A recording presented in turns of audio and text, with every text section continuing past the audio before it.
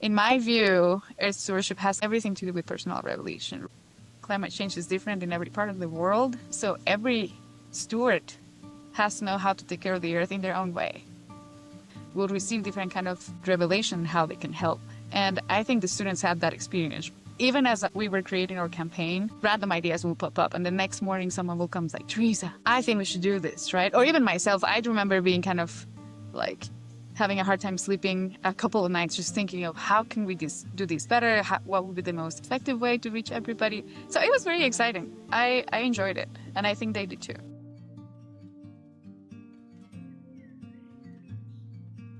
Welcome to Holy Earth, where we talk about faith and earth stewardship. I'm Lydia Theobald. I'm Phil Fernberg. If you enjoy our content and would like to support our work, please subscribe. Having followers, ratings, reviews, and comments all help our podcast grow and reach more listeners like you. Today we have a really exciting show. We have a global panel of 3 earth stewards from around the world, and we're going to discuss how climate change is affecting people across the globe. But first, let's bring in our producer, Marcia Maxwell, for this episode's stewardship story. Hey, Marcia. Hi. Hello. It's good to see you. Likewise. What do you have for us today? Okay, today we are going to share another story about water because, as we know, water is life. So, in December of last year, the Church of Jesus Christ of Latter-day Saints announced the construction of a water project in the community of Iztacalco in Hidalgo, Mexico. And I apologize for my Spanish pronunciation. I don't speak Spanish. I'm doing my best. But the story is that the church and its partner nonprofit, Construyendo Esperanzas, are helping to build rainwater harvesting systems for 30 families in the community, which adds up to about 270 people. So the systems include filtering to make the harvested water drinkable, so it will be used for drinking, washing, and gardening. This type of system has become more common in Mexico to help people cope with water scarcity or contamination. The systems also include wastewater treatment at the household level to help keep the community healthy, as well as a large shared water tank. So if you would like to read more about this story and watch a video, we have a link in the show notes. Have you ever done rainwater harvesting on your properties? No, up until recently, it was against the law in Utah. Really? Now we can do it. Yes. Yeah. But the thing I love about this story, it reminds me of our fog catcher story from the last episode because it takes a very old water management technique, rainwater harvesting, and modernized it. So the story, it brings together things that we all need. It brings together traditional knowledge, scientific knowledge, self-sufficiency, and community spirit. And these are the things we're going to need as we try to mitigate and cope with climate change. And I feel like we should note, so I speak Spanish. I served a mission in Argentina, and that nonprofit organization, Construyendo Esperanzas, means building hopes, which I think is so sweet and highlights how these solutions aren't just about survival. They're about connection and hope and all the things you were saying. But I think that's such a beautiful name for that organization. Yeah, and the local partner, are the ones that have the local knowledge. And so it's a critical partner for the church. Iztacalco. I wonder what made them be in that community. If it was a grassroots sort of thing that came from them and partnering with that nonprofit, or if it was from the other way, from the church coming and saying, hey, we see a need here. I'm going to have to delve even more into that story after this. This is fantastic. Another thing I love about rainwater harvesting is that it creates a little bit more of a resilient water system in your area.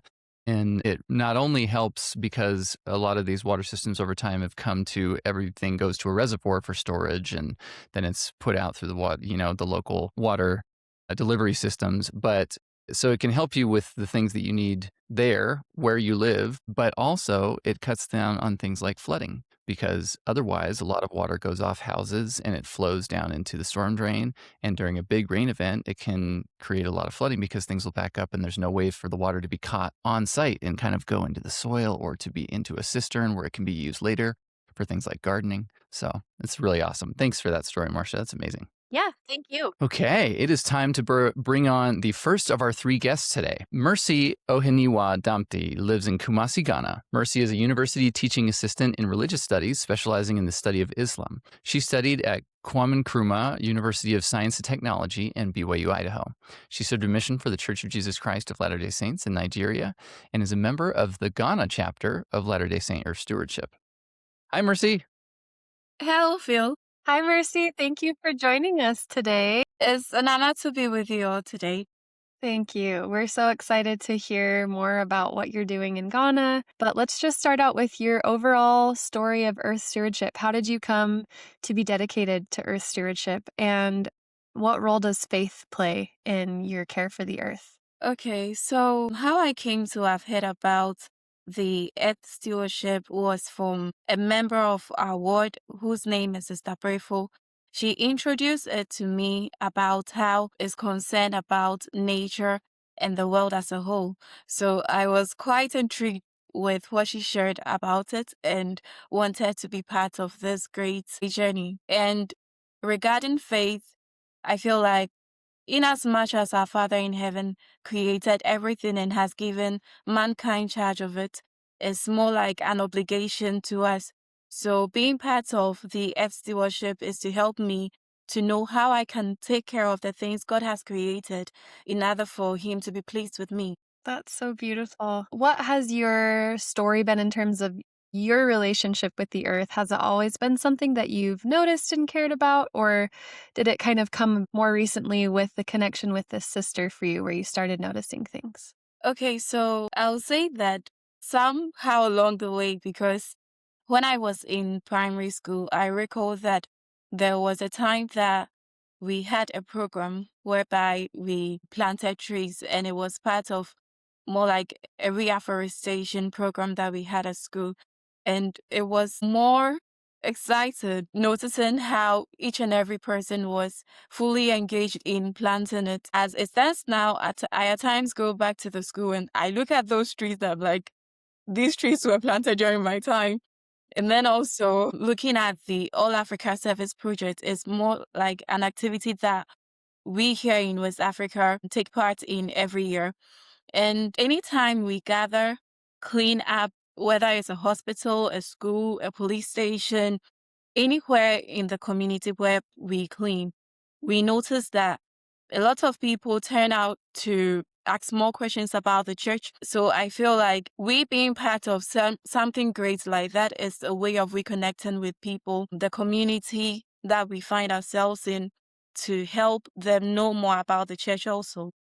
I love that you connected earth stewardship, community, religion, faith, all of those things are totally intertwined. So thank you for sharing that. Tell us a little bit more about what God's creations look like where you live and in your part of the world. Kumasi. Okay, so Ghana is a very rich country. That's how I see it, though. Because if we look at the forest reserve that we have, the rich minerals we have, the water bodies that we have, and then the amazing landforms that we have, like it's quite amazing when you get to those tourist sites and then you get the opportunity to see the marvelous things God has done at the animals we have in our various communities. So it's quite exciting when I see all of these. But well, just like most countries, we have issues concerning our natural resources and the gifts or the things God has given us. So, in terms of the forestry reserve, at times you hear on news where people are complaining about how people cut down trees illegally, and then it's even being pulled through the forest. The number of plants that they have to put down in the process of it. So, it's a great concern because people clear our land to mine resources which later on was they don't even care about who is affecting. So I would say that the things that God has given us, the way we're using it is affecting people. Maybe it might not be directly towards us, but it's greatly affecting a lot of people around us. It sounds like there's a complex web of things that sometimes happen. There's an immense, rich amount of natural resources in the country and the beautiful forest lands, but then those can be illegally logged, and that might cut down on the land cover of forestry. It might cut down on biodiversity and the many species that are there. But then you have another force multiplier that sometimes we often see as more abstract, which is global climate change.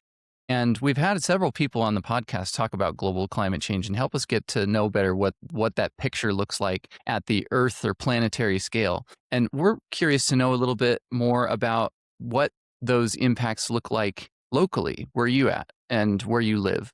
Have you seen any of those? What is it like living through the effects of global climate change in Ghana? Okay, so global climate change as a long-term shift in the temperature is something that I would say that although there are some that occurs naturally, we humans, our activities also contribute towards it. So just as the one that I made mention of, where people cut down trees, now the amount of trees that we have in the forest helps absorb the sun rays, thereby it not getting to the ground directly.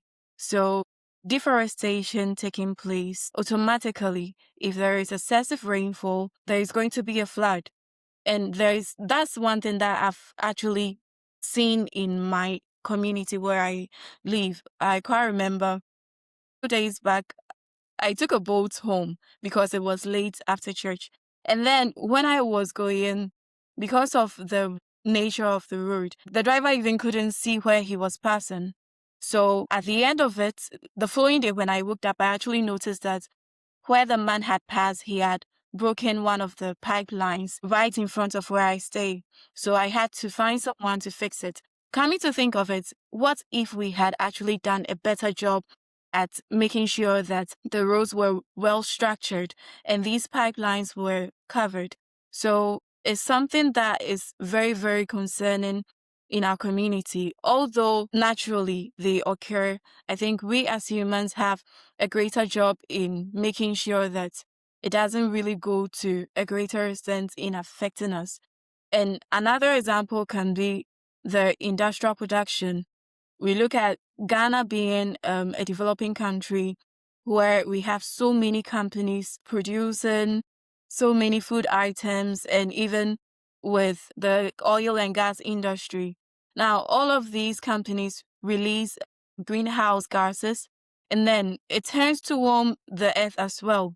So, although we feel like all of these things are to help the economy to grow, what about the impact it's having in the country that we find ourselves in? So, just as I said, I feel like we human beings have a greater job to do when it comes to keeping our environment just as it is. Yeah, so you listed the biggest one is probably the increasing temperatures through deforestation and emissions and all of that. So how is that affecting people in your community? And have you seen changes in how have you seen changes in the way of life in your community because of those things?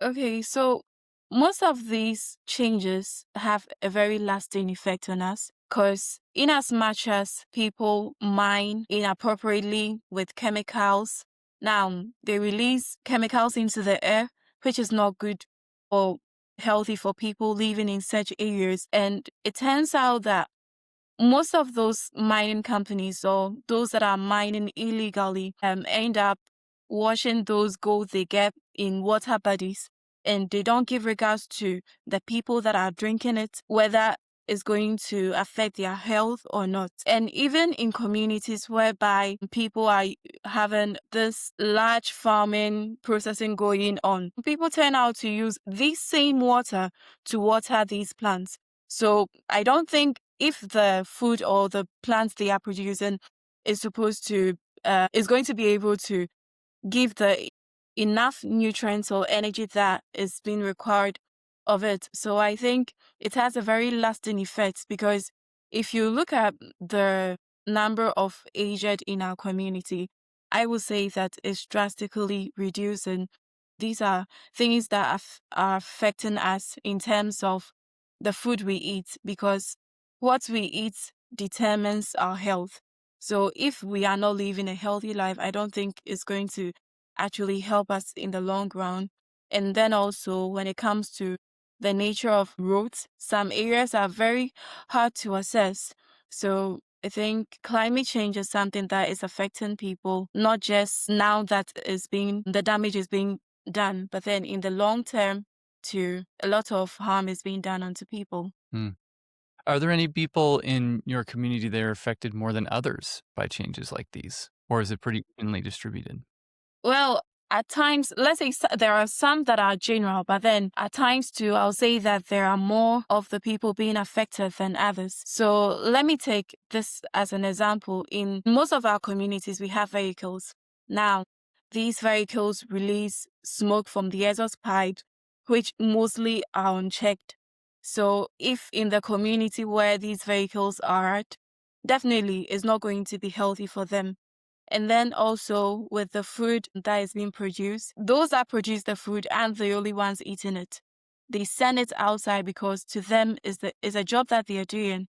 So they send it out and it affects those that are outside these communities as well. And when we look at the ones that are affecting the greater population, let's say if we take places like Tamale, Tamale is a place where they experience a lot of dry season at. So if they aren't having enough rain, definitely there is going to be desertification that will occur. I would say that people in such areas like Tamale are greatly affected by deforestation than those in the central parts of Ghana. And then also, if we look at Obuasi, Obuasi is one of the areas where here in Ghana, a lot of mining goes on at. So if someone at Obuasi is experiencing all of the things that are being done there, definitely food is going to be very expensive in such areas. And aside that also, the person is not going to be able to get enough water because all of the water bodies there are polluted. And then also the air pollution at that area too is going to be great. But me not living at that area, I'll say that I'm not experiencing it, although it affects me, but not as much as it affects those in Tamale and Obuasi. So I think it does affect people generally, but then with certain occasions, it affects larger amount of people than it does with others. Yeah, that makes sense. So what can you guys in Ghana do about it? What actions have you taken or what actions have you seen people in your community take to address the challenges of climate change? Okay. So regarding that, a lot of people have raised their voice on such issues about mining and how people cut down trees indiscriminately in these forest reserve areas. But then I guess you really can't say, but then at times people just feel like they need to do it in order to survive. But I feel like they need to look at the bigger picture at the end of it because maybe you won't have the effect, but what of your generation that comes after? Are they going to have the water that you have or they are going to have it worse? So I think it's something that we should consider. And for me personally, being part of the Earth stewardship is part of an opportunity whereby I can help advocate the essence of maintaining the resources that we have as a country or even as a community so that it can be maintained and it can be sustained for the generation that will come after. I love that. Two things you said reminded me of things from previous podcasts. The first one is we had a guest who is a scientist on climate change, and she talked about how one of the most important things you can do to help fight climate change is to talk about it. And you talked about how people are raising their voices and talking about these issues, and how the more we talk about it, the more we realize you're not the only one that cares about it, and that other people are noticing the same things, and that you can join to find solutions. And then the other thing you said that I loved that reminded me of a previous episode was talking about thinking about future generations. And we had a guest, George Handley, who brought up the scripture of the fathers turning their hearts toward the children. And I think that applies in this situation of, are we thinking about the people that are coming after us and the earth that we're leaving to them? And so I think that is just such a Christ-like way to look at these things. So thank you for those thoughts. Thank you too. And we really appreciate your perspective on that, Mercy, and elucidating such a vivid picture of what it looks like in the community you live in there. We have a few questions we ask all our guests, and the one that we would like to ask you is, how has your commitment to Earth stewardship brought you closer to God?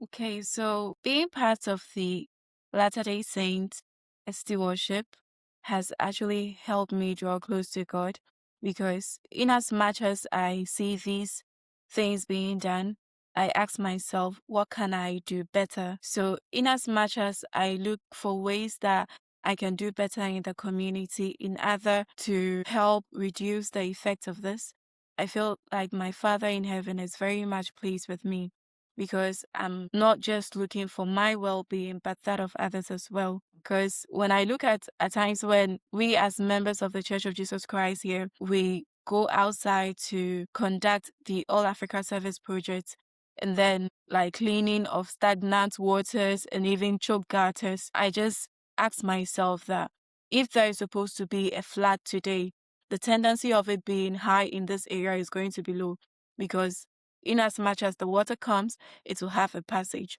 So I think it's really helping each and every one of us, me as well, to draw close to my Father in heaven because I'm just protecting the community, and it's something I know my Father is pleased with me for.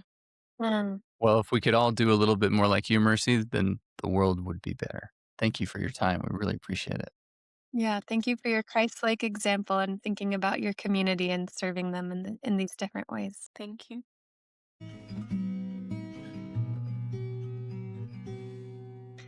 Okay, time for our next guest. We're going to bring on Lisa Aedo, who is a landscape architect and passionate Earth steward.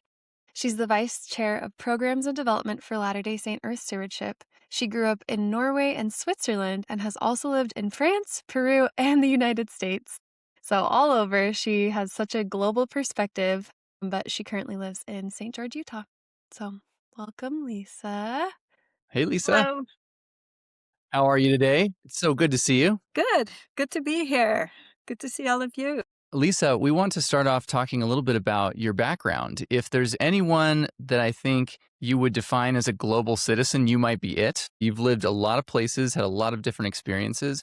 Would love to know a little bit more about that and what your life trajectory has been like and how your Earth stewardship ethic has developed along the way. Well, I was actually born in Pennsylvania, but my father is Norwegian, only child.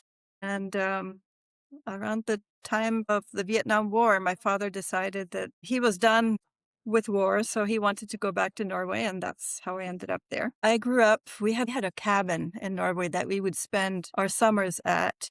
And I just remember being able to swim in the lake and forage in the forests and grow our own food and just be close to nature. And it was so much a part of my upbringing that I kind of felt growing up that when I was in nature, I was with God. I just felt that God is the creator of everything, and God is the God of life, of love, everything that, I could feel when I'm out in nature. And of course, Norway is known for its beautiful outdoors, so I think that probably contributed to it. Friluftsliv? Did I what? Did I ski? Friluftsliv? Is that what it's called? Oh yeah, friluftsliv, yeah.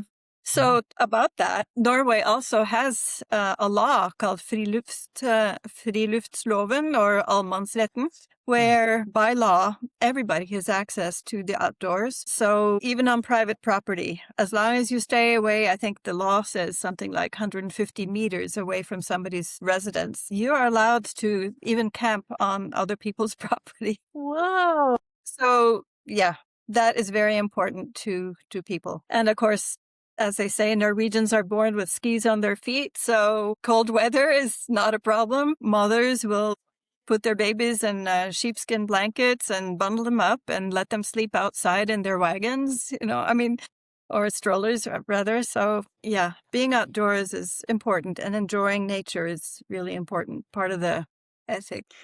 My great-grandparents on my mom's side are Norwegian, and they moved to Logan, Utah. I don't remember how old my great-grandma was at the time, but she wrote in her journal, like, "This is the ugliest place ever. I just want to go back to Norway," which I haven't been, and I obviously need to go because I think Logan is really beautiful. So if Logan is ugly in comparison, then obviously Norway must be incredible. I have to admit, nature there is pretty amazing. And Switzerland too. And Peru. I think every place has its uniqueness, and, there's beauty everywhere if you just look for it. Yeah. Yeah. So kind of diving into our topic for today. into our topic for today, how is climate change affecting some of these different places that you lived? And what are the most significant changes that you've seen? Okay, so in Norway, I cannot say that I have seen this myself, but of course, if you have ever seen melting snow, Norway, a large part of Norway is mountains, and it's also above the polar circle. So the melting ice caps on the North Pole is affecting Norway. So sea level change, or rise rather, and then also just the weather pattern, because okay, big picture thinking. If you consider the jet stream and how it's affected by the temperature differential between the North Pole and the equator, it becomes more wobbly when that differential is decreased, which is one of the reasons why we have more intense rain, storms that move more slowly, and drought that lingers, causing greater drought and those kinds of things. And that for sure is affecting Norway. And that also affects, the forests. So fishing and forestry are two main sources of income in Norway, aside from the oil, of course. And those are definitely affected by climate change. So Norway is taking measures to try and address those things, but unfortunately, I think wealth can affect our behavior towards the environment. And I just listened to Norwegian radio, and they were saying that their climate goals were postponed from 2030 to be carbon neutral to 2050, unfortunately. Of course, there are many factors. The Russia-Ukraine war has affected the need for other countries to import oil and gas. Then their felling of trees, the Norwegian forest, they're with the wealth that they have obtained from the oil and gas, the greater wealth in Norway, more and more people just want to have a second home, another boat. So the consumption part of this affects it too, I think. Really interesting. And it sort of leads to decisions that are downstream that may not be directly having an impact on global climate change, but they will be sort of force multiplied because of the fact that if you clear more ground or if you do more things, is that kind of the thing that I'm hearing, is that it's maybe putting a psychological distance between, well, it's going to make things worse if we do this thing over here, even though those two things are not directly connected in a way. Yeah. Human behavior. I think it was so interesting to listen to Mercy and also to have lived in Peru because, the way that we measure things, I think, in the world is very dominated by consumption. And so we define wealth as being one thing, money in the bank or, stuff, but not necessarily abundance in the natural sense or in the sense of, how God created this earth. I guess it can be easy to share when you have so much, but scarcity can bring out the worst in people. And I also think that we have a perceived scarcity derived from television and social media and wanting to keep up with the Joneses. And that contributes to that kind of perceived sense of scarcity. And that affects our relationship to our planet, to Earth, to the environment. I was just going to ask if you're keyed into how climate change is affecting Peru at all. Yes. Well, certainly, I don't think that they have experienced the wildfires that they have in Brazil as of yet. There hasn't been quite as much logging, but there is definitely talk about climate change. So there was a time, I don't remember if you recall the ozone crisis with the ozone layer in the earth had holes in it. And so that definitely was affecting people in the highlands and their sheep. They were burnt by the sun's rays because of the ozone layer. And so once that was solved, and that was with contributions and efforts worldwide, that has dissipated. But of course, now we have more drought up in the highlands, and there are fires there that happen, but that has kind of been combined with human behavior as well. The Incas, even way back then, would practice strategic burning to increase the fertility of the soil. But it is a concern. And so I am aware of many groups that are trying to put forth replanting, tree planting efforts. There's one up in the area where we're building our house, global forest generation, where they're planting kaunia trees, which is a tree that can survive and actually store water so that there's not such a great runoff and that causes erosion and flooding further downstream. Yeah. Concerning, plenty to do. And for listeners that are not aware of the ozone hole story, it was discovered, I want to say sometime in the 80s, that there was a massive hole in the ozone layer, and that was letting in really, really harmful rays from the sun, because the ozone is the protective layer, one of the protective layers that we have that helps us not be completely burned up by UV rays. And they discovered, a group of scientists, that this was mostly being caused by a kind of aerosol that we were using in products that were widely distributed at the time. And so there was a global sort of rallying around this, and an international protocol that was established. Everyone basically came together and said, okay, we're going to ban the use of this aerosols. There are plenty of other options or ways that you can have aerosols work, and you need to find an alternative, because this is going to be disastrous if we don't do that. It's one of the great case studies of everybody coming together and having a shared sense of mission that we sometimes forget about in the world, because and in these days it feels like no one has a shared sense of mission. If you only go into your doom box in the news or in media or in politics. And it made me think too, Lisa, about you having been in so many places. Inevitably, there has to be maybe a different kind of political lens put on climate change in those places compared to here in the United States, compared to each other. What's your thoughts on that? I think education is key. I think a lot of people, and I don't want to sound judgmental, I feel that as we seek to emulate Christ, we will be more open to different ideas. I just remember one of Joseph Smith's quotes. I don't know when he said this or where you can see it, but he talked about, somebody asked him about so many different people from all over the world coming together and trying to build a community. How do you do it? And he basically replied that I teach sound principles and the people govern themselves. And I feel that wherever we are, in whatever neck of the woods we have built our home, if we just adhere to good principles. But I think those good principles are learned and we can be influenced by others for better or for worse. But I think education is so key. I was really heartened to see our new apostle, and the emphasis education is there. And I feel like politics will be politics, but I think it's up to us as members of the church to study things, learn by things by study and also by faith. But if we have that big picture perspective that none of what we have here on this earth belongs to us, it's God's. God made this earth. We are here to learn. That's kind of been my mission. And of course, yes, politics is different in different places. I think, for example, in Europe, in Switzerland, there is a deep sense of responsibility towards the environment and the importance that environment plays in the life of everyone. So you can travel anywhere in Switzerland, and anywhere there's a water fountain, and there are many, in the smallest towns, they have a little water fountain. You can drink from it. People fill their water bottles, and it's perfectly good to drink. They made sure of it. It's part of their law. And then I look at Native Americans, whether north or south. I mean, their relationship to the earth is not based on politics as much as it is for, historically, survival and caring for your neighbor. Love thy neighbor. And I think that transcends pretty much all communities that survive in time.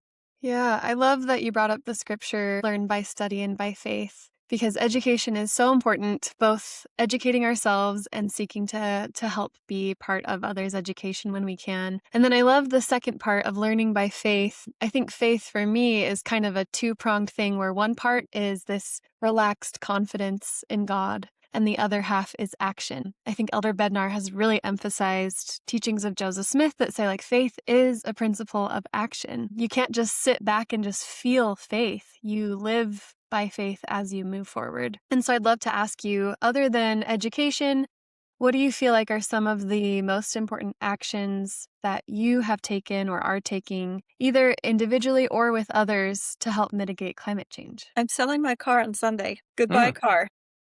Goodbye, like you're not going to have one anymore? Yeah, well, I'm planning on using my feet and biking and, sharing public transportation. I think that's a very conscious decision that I'm making. And then living intentionally. So you ask about things that I am doing to do that on a personal level.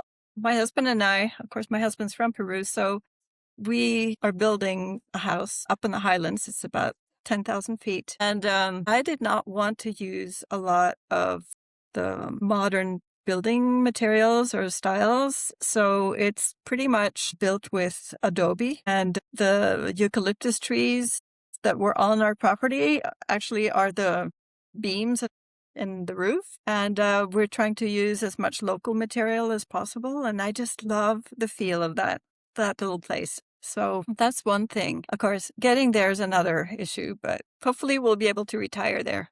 I mean, I'm very conscious and conscientious about the food that I eat. When I was a young mother and concerned about the nutrition of my children and such, I found a book called Fatal Harvest. And it talked about the whole industry behind the pesticides and the chemical fertilizers and even the agricultural practices that have been many years now, but big monocultures, thousands of acres, the same crop, and then the requirement for using all these inputs, which just increases the price of the food that we're eating. But anyway, I mean, you look at that and you think, I'm not sure that was the way God intended for us to live. So I am interested in growing more of my food. I'm interested in supporting those who grow food in a more healthy way and more natural way. And I'm also interested in being present in my community, because there is need everywhere you are. And I think just being part of community, that's kind of the basis for living a good life and finding joy. President Nelson said, the joy we feel has little to do with the circumstances of our lives and everything to do with the focus of our lives. And what we focus on is huge. I think I don't compare myself in terms of the stuff I have to my neighbors, but focus on how can I fill the needs in my community. I don't know. I find great joy in focusing on that and doing something about it. That's amazing. We really appreciate that perspective, Lisa. One of our classic questions that we ask our guests that we want to ask you is, what's something that the listeners in our community could do today to bless the earth in your mind? Support your community. Find the people in your community or the stores that focus on reusing things or offer healthy food, or talk to your neighbors about, if you have questions, talk to your neighbors about what they might be doing, and listen to Holy Earth. Learn. We didn't pay her to say that. No, that's totally my perception. Thank you for saying that. I know that was kind of our last question. I want to ask you one more follow-up question. This is something I've been thinking a lot about. I'm sure you are engaged at many different levels of community. So how do you find the balance between focusing on your immediate community and immediate needs versus working for greater systemic change? How do you do both of those, or what do you feel is the appropriate way to focus on those different levels?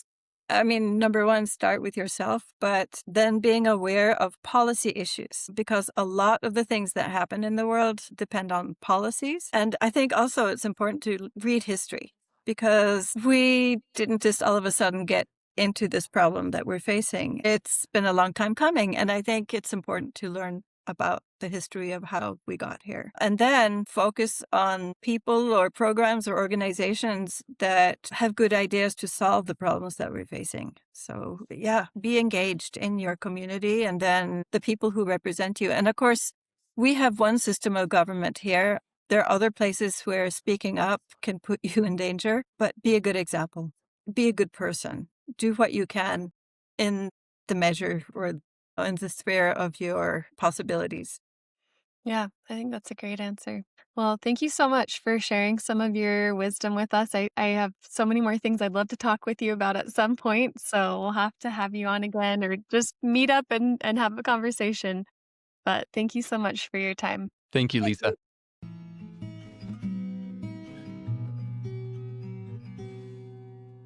Okay. Our cup runneth over already with amazing insights from folks, and it still is going. We have our final guest today is Teresa Gomez, and she's the director of the Geospatial Lab at the Harold B. Lee Library at Brigham Young University. Teresa has a background in geography and a master's degree in wildlife conservation. She leads a team of students in using mapping technologies to support cross-disciplinary research, is the vice chair of outreach for Latter-day Saint Earth Stewardship, and grew up in Mexico City. She currently lives in Provo, Utah, where she nurtures more than 100 houseplants. 100, Teresa? That's incredible. Maybe it's a little less now. But between my office and my house, for sure.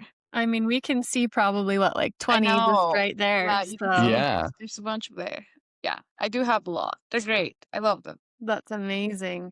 We're big houseplant lovers too. Phil, do you want to show your little houseplants again? Oh, I'm just starting because this is kind of a new office for me, Teresa, but we're on our way. But you got You a good know, window. You got a good before window. you I know think it, you'll you'll be have that whole happy. window covered. I Yeah. have no windows in this office, and they're alive.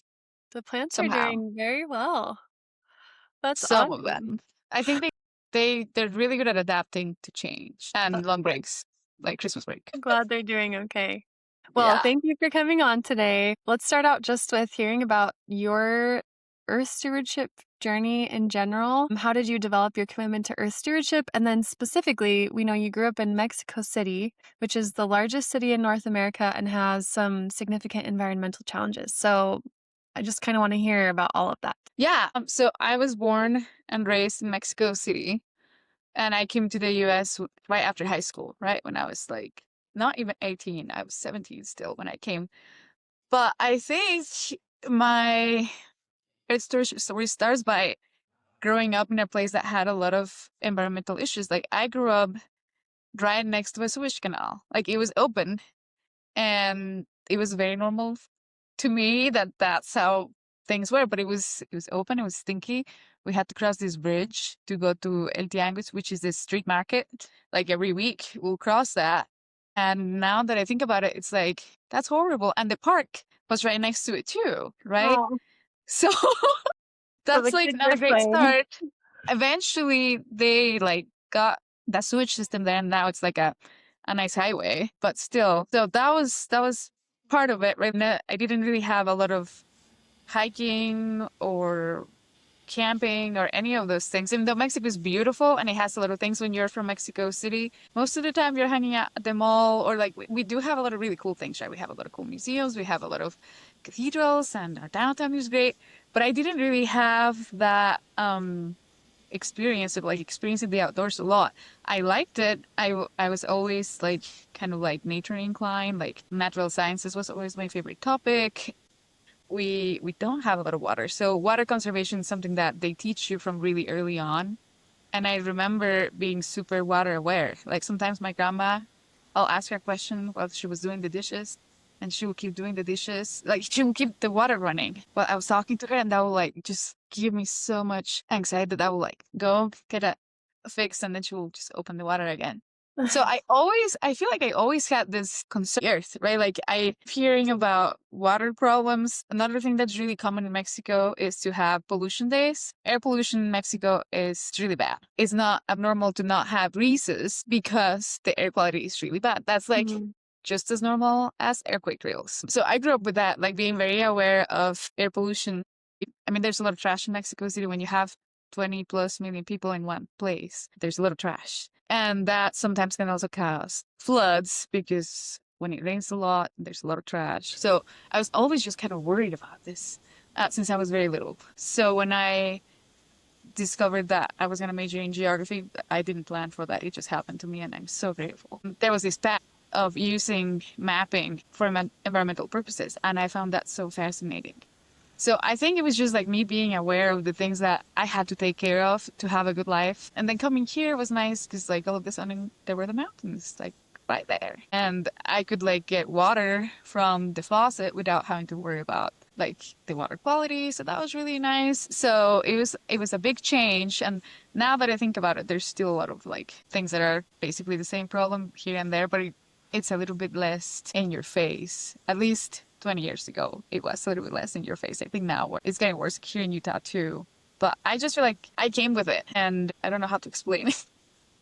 I see, as you were speaking, I could see a lot of analogs between the Great Salt Lake Basin and where Mexico City is. Like you said, there's pollution problems. There were water problems. Also, it was a city that was built on the water, which you mentioned kind of there in passing. I would love to delve into that. And so, similarly, Great Salt Lake is right adjacent to Salt Lake City. Ben Abbott, who just spoke to us recently about the Great Salt Lake, told us that one of the things amongst all the saline lakes in the world that makes the Great Salt Lake unique is that there's such a high population density right next to it. And Mexico City is very similar. I would love if you would give us a cognitive map a little bit of the Chinampas and that whole system that Mexico City was built on. Because like you said, there's water scarcity problems, but at the same time, it was built in water. It was built on water. Like we had our whole agricultural system around it, right? Like the Aztecs and the ancient people of Mexico had it figured out. They will grow their crops on the water, and they had these little canals that they will like boat on, and it was part of it. Like Mexico City, the streets of Mexico City were kind of like Venice back in the day. But after it was conquered, I mean, it got drained and put in dams and things like that, and we just put the water somewhere else so we could put people there. And another problem that Mexico City has that it's kind of related to, I mean, it is an environmental problem. We're sinking because the water table gets lower and lower because we get more and more and more people coming. So we need more and more and more water. And then you have climate change with like higher temperatures. And sometimes like, I mean, we get a lot of rain all at once and then we don't get any rain. And it's just like very inconsistent. So the water table is not as stable as it used to be. So we sink. There's a lot of us, and our soil is kind of like not very stable. And then you have faults. And then it's a big mess when there's a big earthquake because of that too. But it is very similar to Salt Lake City in the way that we're a valley, right? We're like 7,000 plus feet elevation in a little valley. So all of the 20 plus million people that live inside the valley, we need to move, we need to work, and we drive. About 30% of people in Mexico City own a car, which is millions of cars. And that creates pollution, right? Like we have, I think, a pretty decent like public transportation system, but you still have so many people. So there's no way that having so many people in such a small area, and I don't know, Mexico City, it's big, but it's small. It's pretty dense. So that creates a lot of pollution problems. So another thing that I was really aware and used to is that in Mexico City, something that we do to control for air pollution is that we have a program where certain cars can't go on a certain day, right? So every car has like a color sticker, and then it's like the yellow cars. Once they have the yellow sticker and their license plates ends in 01, they don't go on Mondays, and then they don't go the first and the third like Saturday of the month. When I was little, Saturdays and Sundays were like free game for everybody, but now they're not. But then when it's really bad, then you have 1, 2, 3, and 4. Like the ones ending in 1, 2, 3, and 4, they can't go for that day, and people can't go out. And if you have like a collection car, you can't use it that day. If you have a car that's from another country, you can't use it that day. And we have a lot of regulations on our car use. And the other thing that I think is kind of, I don't know, good or bad, like the older your car is, the less you're gonna get to drive it because of like environmental issues. So I think in Mexico City, a lot of cars get rotated pretty quickly, at least in the city. Just because if you have a really old car, you're going to be driving it like 3 times a week. And so that's not great. But I think that we adapt, right? Like my family's a family of 6. And the day we couldn't use our car, we didn't use our car. And you keep going with your life. Now, you still have family there in Mexico City. Mm-hmm. Have they been telling you much about whether they have felt effects of climate change in there and what it looks like in that part of Mexico? Yeah, I mean, I called a lot of them before this just to get their perspective on it. Like, not that I didn't know what they were telling me, but everything is just kind of like what Catherine Hayhoe says, right? Climate weirding. A little hotter, a little colder. For us, it's like they were saying that it was raining in December. It doesn't rain in December in Mexico. And it's getting a little hotter and hotter and hotter earlier on, too. So it has been, for them, it's climate weirding. We have a lot of droughts, which is also a problem for crops and things like that. So it's mostly climate weirding for us. Like it's a little hotter, it's a little wetter, and again, like we have a lot of trash problems too. So when it rains too much, too fast, we have lots of floods. Also, there's a lot of asphalt. It's a city. It's like desertification is another problem, right? Like it's growing a lot. High density, but it's still growing a lot. So there's a lot of asphalt. There's not a lot of like land that could absorb the water when it comes all at once. Plus you got the trash. It can be a problem. Yeah, we have talked a little bit about the analogs between Mexico and Utah, but do you want to just point out really clearly for our listeners the similarities between the climate challenges that are happening in Mexico and here in Utah? I mean, we all know we're having weird weather right now. We're having a very, very unseasonably warm February. So sad. It's been so crazy warm. So talk a little bit more about that. lots of climate weirding, right? Like a little extremes, but I think we shared the air pollution problem, right? Like we're both valleys. And that is a problem. Like it's hard to get the pollution to move if there's not enough wind to take it out. And there's a lot of people driving a lot of cars. In Utah, it's because there's a lot of cars, and in Mexico, it's because there's a lot of people. And even if it's just 30% that is with driving a car, that's still a lot of people. Another thing that I think is like urbanization is a problem. Utah is growing a lot. Mexico City is growing a lot. And my other thing that I think is kind of random, but I do think we have in common is that we both love meat. Mexican food is great, and it's very heavy on the meat. And I think here in Utah, we also love our meat a lot, which contributes to this whole problem, right? Like we have more emissions and we're using more water to feed the cows and stuff like that when we need the water for the people. Like in Mexico, it's very common that some little towns have water from like 6 a.m. to 2 p.m. So if you're going to do your laundry and all of that, you do it in the morning and then you save water because there will be not running water for the rest of the day. So a lot of houses have like, I don't know, like a little system or like a little big, like a container to like get water during the day so they don't have to because they can't rely on water the rest of the day. But I would say water pollution, meat lovers, and climate weirding will be some of the things that we have in common. Sure. Did you happen to know anything about Itztasaquala? No, but I actually texted my dad. He might be the one texting me right now about this because I was like, do you know anything about this? My dad works for the church. And my family actually moved out of downtown Mexico City to Hidalgo, which is the state where this is all happening, which is really close to Mexico City. And that is my dad. So I am going to take a little look to see what he's saying about this. He even sent me the name of the leader of the foundation that the church is working with. Oh, cool.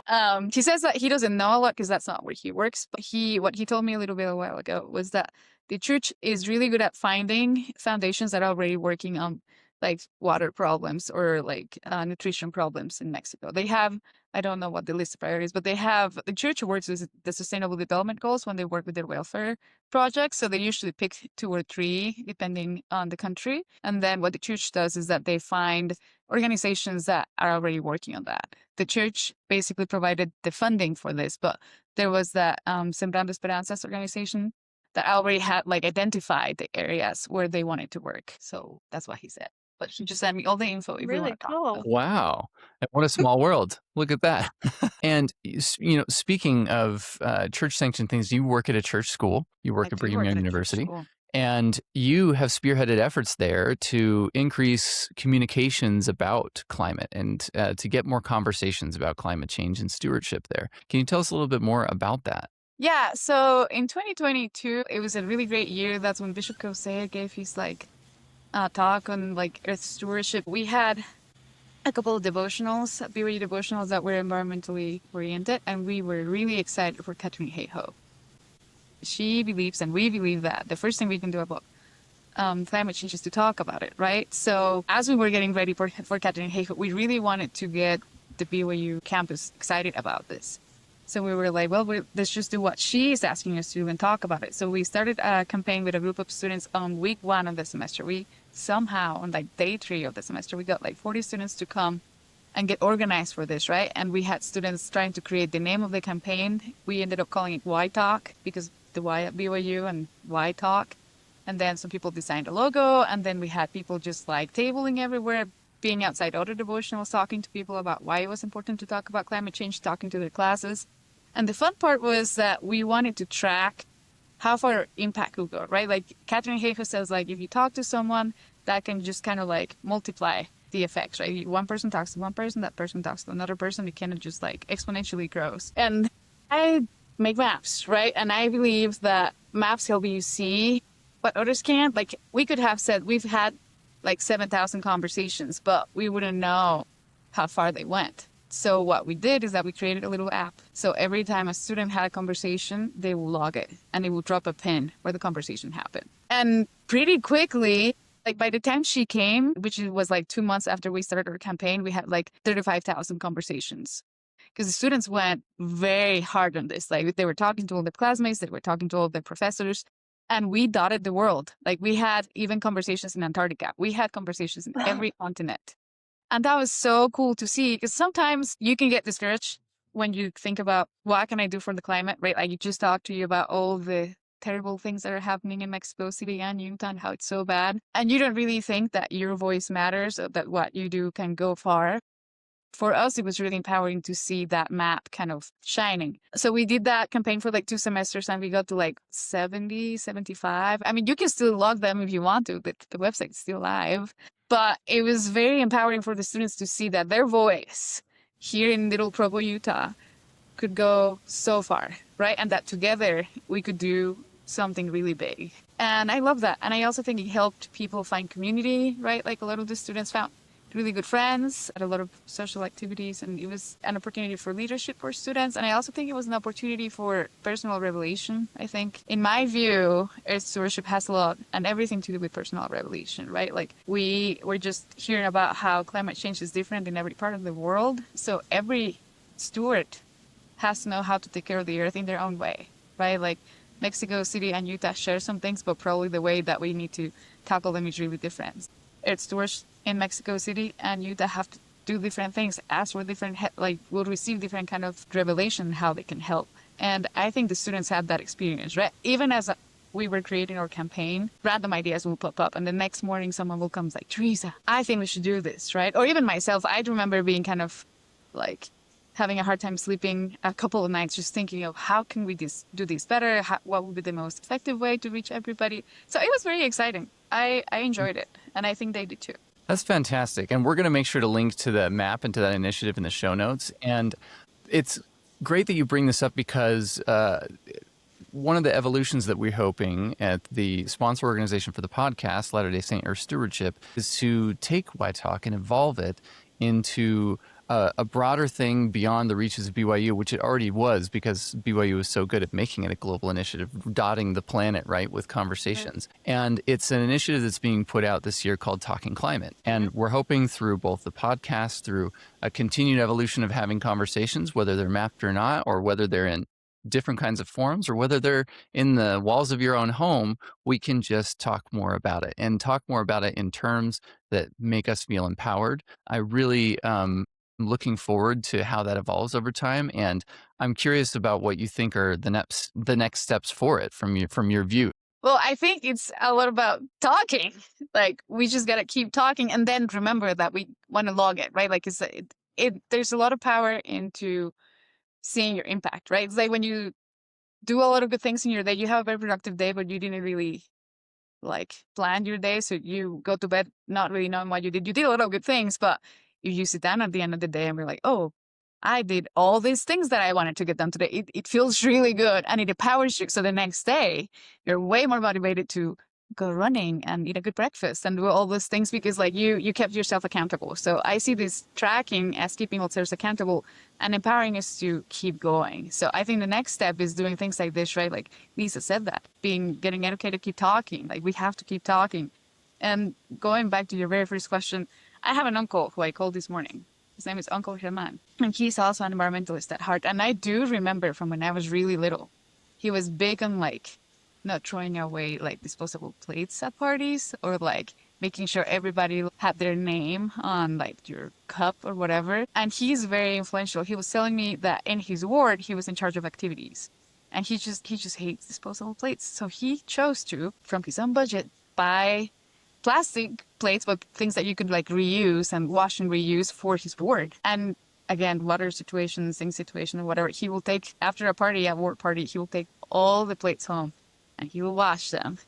And at the next party, he will come again and do it. He got a PhD in Canada, and when he left the dorms over there, he said like people had a common kitchen and they will dry their plates with paper towels. And he hated that. So he talked to whoever was in charge and be like, hey, you can't do this. This is like a bad thing, blah, blah, blah, blah, blah. So he talked to him so much that the next semester, the paper towels were gone. They were all giving a rag so people could like bring it to like dry their plates. But I just think this is so cool, right? Like, 'cause he's very persistent. Like he keeps talking and we keep talking little by little. People know, like, one of my superpowers when it comes to sustainability is that I do talk about it, right? So people know, like, if my cousins come over, like, we didn't bring like disposable plates or we didn't bring plastic bags. Like they even like joke about it, but they know, like I've talked about these things enough that they know, right? Or if they see me driving to a place I should be walking to, like, ooh, are you going to drive? But it's good. Like people will keep you accountable as well. as you were like talking about these things. So I think it works both ways. Like you preach the gospel of sustainability, but you also keep yourself accountable because you have less chance to be a hypocrite if you're preaching about. Yeah, I love that. I love that you brought up accountability and also revelation. I think we receive revelation as we talk about things with other people, either through the things they say or directly through the Spirit as we're talking, and just not feeling alone in the things that we care about. So there's just so many good reasons to keep talking about climate change. Amazing, amazing work you're doing. So we just want to finish with one of our signature questions. Where is the last place you felt a deep sense of awe and wonder? Yeah, this one is new for me.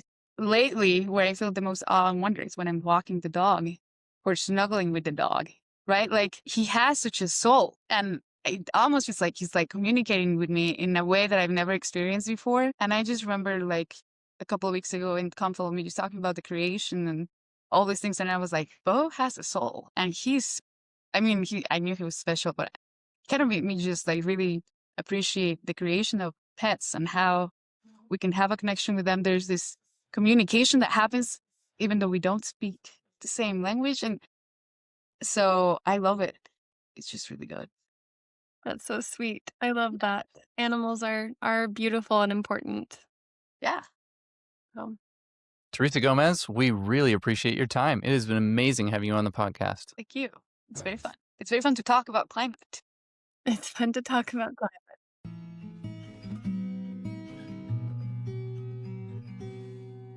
Okay, that was so fun. We traveled from Ghana to Norway to Peru to St. George, technically, to Mexico to Provo. Even Antarctica Yep. was thrown in there. So we went all over. No stone left unturned here. That was awesome. That was really fun. And so much insight. I feel like I have so many things to now go look up in Google and images to see and try and visualize being a person that lives in those places and what it's like to kind of experience the landscape and their own relationship to it and how they can be a better steward, both in the sense of how can we make a good impact in our local community to help mitigate climate change or adapt to, but also just to be good citizens where they're at, of just the place. There was so many things that people brought up that didn't actually have to do with we have to go change climate change policy. They all said, of course, we need to do that. But most of the things they said were the most impactful is just having a habit of care for where you're at. I really like that a lot. Yeah, I totally agree. Okay, well, now it's time for our listener feedback. So we have a comment from Instagram by Amy Rigby about our interview with Ben Abbott. What do you got, Amy? Amy wrote, "This was one of the most inspiring, hopeful, wonderful podcasts I've ever listened to. Thank you." And I'll say I've gotten that same feedback from a lot of people that I've shared it with, that they're like, wow, this really, really uplifted me and was so informative. So thank you, Ben Abbott, again, for coming on to our previous episode and just bringing so much hope and light and truth around the issue of the Great Salt Lake. Yes, ditto to all of that. And thanks, Amy, for that comment. And it's good to know when we've hit on something that really resonates with people. And I totally agree. It's great to have people who are able to take a pretty dire issue and a very, very, it's an issue of life and death in many ways, and can put it into something that feels hopeful. And this very much is one, right? It's an ongoing crisis that we're trying to address with the Great Salt Lake and with climate change. And so knowing that there are things that can be done and that if we can band together and unite over them, that they can be done. So that's awesome. That reminds me about the feeling of hopefulness that a lot of people had told him in our interview and that we had heard them say from seeing the documentary about him mentioned in the episode, The Lake. And I know that you went to a screening of that, right, Lydia? Didn't you go to one of the in-person screenings? Yeah, I went to the one just in Salt Lake City, and there were a lot of really, really cool things about it. I mean, the film itself was wonderful, but it was also really cool to see this large group of people gathered, and it's really fun to go see movies because, I mean, usually you don't hear the audience reacting a ton, but in this case, people were vocally reacting to things in the film, cheering for things. You know, there was a quote when Ben Abbott said, like, I'm not the one that's supposed to be working on this. Where are our leaders? And everyone was like, yeah. And so it was just fun to hear people react to things and to see the power in, it wasn't a huge crowd, but it was a sizable group of people saying, we care about this. And that was powerful. And then the other really cool thing was that Governor Cox and Brian Steed and Ben Abbott and Abby Ellis and Bonnie Baxter were all there and all came out for a Q&A afterward. And there was a moment when Governor Cox had come on screen during the movie and some people had booed. And I think nobody knew he was there. And so for him to come out afterward, we're like, oh, okay, maybe he is truly on board with this. And I really think he said something interesting. He said, sometimes it seems like I'm not on your side when I'm talking because I'm working so hard to make sure I'm reaching everyone. And so if it seems like I'm not agreeing with you or that I don't get your perspective, it's probably because I'm trying to reach people who disagree with you. And I thought that was a really interesting thing. And, you know, there's so many things we could go into with Utah politics and policies and things, but it was really heartening to me, at least, to see Governor Cox there and to hear from him saying out loud, like, hey, I care about this. I'm committed to helping the Great Salt Lake. And obviously a big reason that I think he's shown up is because people have shown that that is an issue that is important to them. So that was kind of my takeaway, was like, we as a people have done a lot of work to show that this matters. And I think our leaders have responded because of the way that people have spoken up. I love that. And I love that you said that. I think it's a really good example of a practice that we need to have more of in these times, which is giving more grace to each other and maybe believing each other more when somebody says that they care about the same thing you do, even if they care differently or even if the way they go about it is different. That needs to be accepted, and that we might disagree with what somebody's specific view is on something, or even with the approach of how we address the issue. Climate change is a perfect example. Many places where they say across the political spectrum, whether, you know, there's some countries where you could be the most conservative or the most progressive and anywhere in between of any of the politics, but all of them say we care about the issue and we want to address it, but we may just all have different views of what's the best way to do that. And it also can just go even to the everyday, right? The little things where they were talking about paper towels and plastic cups and things like that. These are all little things that can help us just say there's little ways that we live and show each other we live in our life where we can be a better influence on each other, especially if we can just believe and have grace for each other in that.